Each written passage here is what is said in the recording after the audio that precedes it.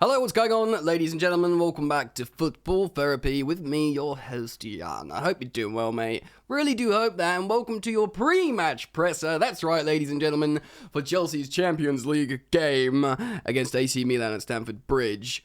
Tomorrow, this Wednesday, of course, the other gaffer, Graham Potter's done his pre-match press conference. I watched it. I'm yet to hear from Koulibaly, but I wanted to talk about the game now and give you my predicted lineup and who I think will play. Of course, Chelsea in a precarious position in the Champions League. 1 point after 2 games. Generally, if we win these that is a tall order considering this is early doors in the Potter regime. But if we win these 2 games against Milan, we are cooking, ladies and gentlemen. Really, they'll tell you otherwise, but I think this is a must-win personally for me, this home game against Milan. Of course, it's riddled in narrative with the return of Olivier Giroud. Of course, he's been great for Milan, as well as Fikayo Tomori. So, good opportunity to ask you, ladies and gentlemen, get your microphones up. Get your microphones up to subscribe to this channel if you're yet to do so. If you choose to do so, hit the sweet, sweet bell. Yeah, man, if you could drop a like, that would be wonderful. People forget to drop likes, and these are people that want to support the channel and love me. Do you love me, friend? If you do, drop a like on the video. Thank you very much, mate. Alright, so before I show you my lineup, Chelsea are, of course, coming off a excellent win against Crystal Palace after going behind, and the riddled with narrative Conor Gallagher winner. More on him potentially in just a moment. A good performance, and both goals are very non-Chelsea, or certainly have been non-Chelsea of late. The Aubameyang instinctive striker finish and the worldie from outside the box, the long-range drive. Just what we needed. So, technically, you could say we're in good form, or I'm going to maintain the same thing I said before. Graham Potter had all this time on the training pitch with Chelsea and his players, which is great. Get yourself acclimatized to, the environment, etc., etc., etc. But you need games to really learn about your players and to learn about how they're going to play. And you know what? We've got a load of games. The next 6-week schedule is, quite frankly, mental. And this is an opportunity for the gaffer to do that. But just quickly as well, Graham Potter was asked about Christopher Nkunku because, even since I've last done a video on it, more and more stuff's coming out. Pretty much Fabrizio Romano saying, yeah, this is done. He needs to sign the actual agreement. But as things stand, there is a pre-contract agreement with both player and club. Like, yeah, this will happen, basically. You happy with this? You happy with this payment structure? Yes, yes, yes. This will happen next summer. For the player, Christopher Nkunku, he stays settled at Leipzig. So when the Winter World Cup comes along, he hasn't been changing environment. He won't be derailed. You know what I mean? He's in a more calmer environment that he knows about in Leipzig, and he doesn't have to change countries, cultures, languages, leagues right before the World Cup, and he plays for France, so it makes sense for the player, though he wants to join Chelsea.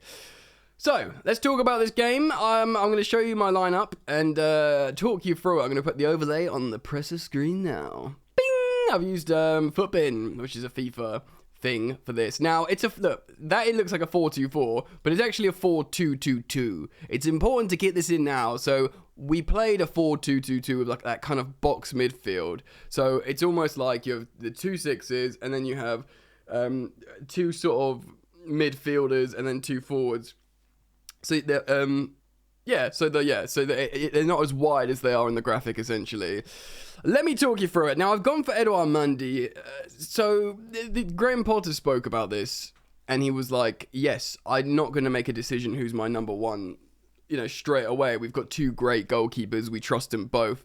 And they are good, both of them, and they're very different profiles, and both of them seem to be confidence keepers, which is a poor situation to be in. Though I do genuinely suspect we are going to see Kepa playing maybe more as a number 1. It was a hot take initially before the season started from me, and now it's seemingly more of maybe a less hot take. But certainly in the Premier League, where there's high-octane pressing and passing, and you've got to pass out of the back quickly, we've seen that as a weakness as Mendy. Kepa can do that. But we still need to play Mendy. Mendy's won the Champions League. This is the Champions League. I think he's available now. He's been training. So I've put him in goal. Another reason for that is Koulibaly's, of course, on the pre-match press conference. I don't know. That usually means, or historically it used to mean, it means you're going to play. I think if Edouard Mendy's in goal, I think his countryman, Kalidou Koulibaly, could be in front of him, like they played Senegal when they won the AFCON. There's a relationship there, and for that reason, and for rotation, which is just going to need to happen, mate, with all these games, I'm putting Koulibaly there, and because they'll be speaking French, of course, the centre-back and the goalkeeper, why not put a young French centre-back in Wesley Fofana to partner him? Of course, Thiago Silva's just played and was like man of the match in that game against Palace, I think, or certainly his performance. Granted, there's an argument he could have been sent off, but in terms of his defensive performance and his assists and his progressive passes and all that stuff, Thiago Silva was quite magnificent. Though he's 38, you can't ever cook him, mate. It is what it is. Wes Fofana's a young lad. He is, 21? He's like 17 years younger or something, like absolutely crazy. So yes, I put Wesley Fofana in there. One undroppable, of course, is the ever magnificent Reece James at right back, but at left back, as you can see, I've put in Marc Cucurella. Now, Chilwell didn't have this best game against Crystal Palace. I think he's now, even though he was a left back at Leicester, since his time at Chelsea, he's sort of very much absorbed the role of left wing back, and it works amazing for him. He's got those striker instincts to get into the box, and he's a very, very offensive wing back. Now, I'm not saying Chilwell can't defend. No. He would put in a defensive masterclass as a wing back in the Champions League final. But in terms of, if I said to you, who's going to make you feel more defensively resolute, Reece James or Ben Chilwell, everyone's going to say Reece James. And because we're playing a back four with one less defender, I think you want your left back to be a little bit more defensively resolute. Of course, Graham Potter plays Cucurella sometimes as a left centre-back, but he can play as a left-back very, very well as well. And for me, he's going to know a bit more about Graham Potter's tactical instructions, of course, being a player at Brighton, and he needs to be rotated in. It just makes so much sense. I think defensively it will be safer, and he's probably got the confidence at the moment. So Cucurella completes my back four. Now, very, very interesting, and the hottest takes around is probably my 2 6s, the bottom half of my box midfield. Now, Jorginho had a stinker, I think, against Palace, which is fine. I'm not going to dig him out or anything. I don't think he starts in this game. I know you might make an argument, in Europe he's better suited and stuff, but still, I don't start him. I think, though, Kovacic wasn't good either, let's be real. Like, him, Kovacic, and Mason Mount weren't good. Kovacic keeps his place for me, because I feel like we need someone to be able to carry the ball through midfield, and you'd take a little bit of a risk in the sense of you'd be banking on him having a better game against Milan than he did in the Premier League against Palace. That was a very, very attacking, high-octane team of Crystal Palace. I think he'd do better. Now, to partner Mateo Kovacic, I would want N'Golo Kante.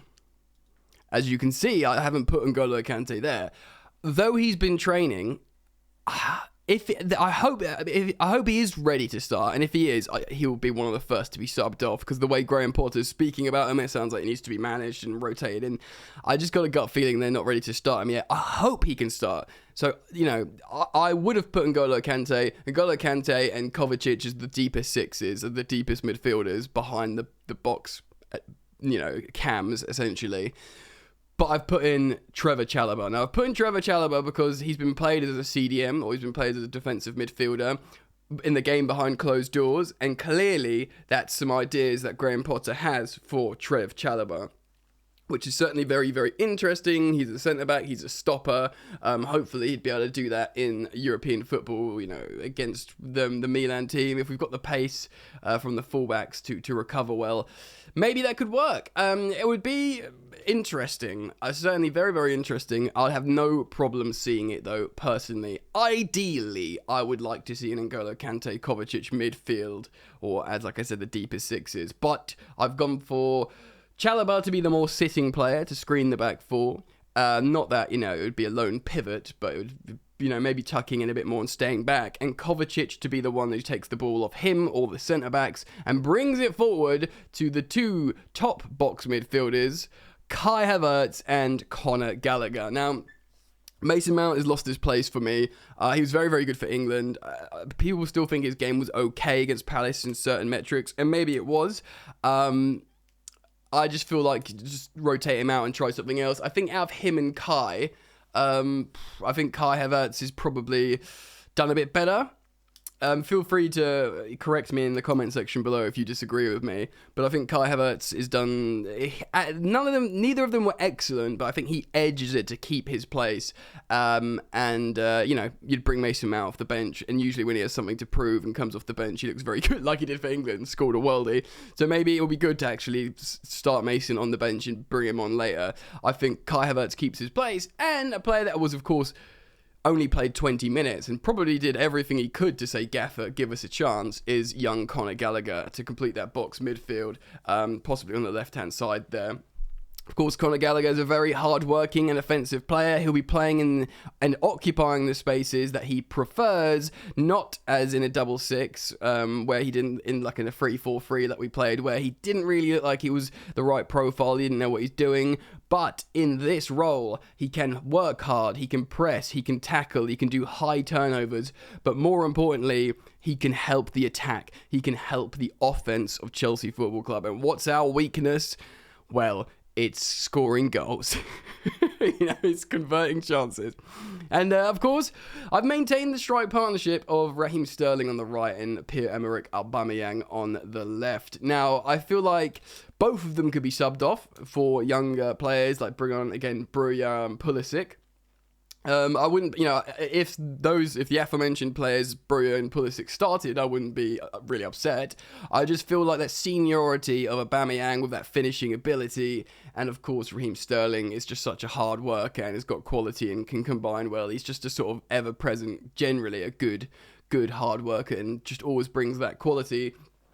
And it's another opportunity to cultivate a relationship between Raheem Sterling and Aubameyang. How weird is it? Like, imagine a few years ago when, Aubameyang was, playing for Arsenal and Sterling was cooking for Chelsea. If, let alone you say, right, Roman Abramovich isn't going to be Chelsea owner anymore. But if you said Chelsea's front two is going to be Aubameyang and Sterling in, a couple of years, that would have blown your fragile little minds, ladies and gentlemen. What a weird world and wonderful world the world of football is. It's very, very interesting and crazy times ahead.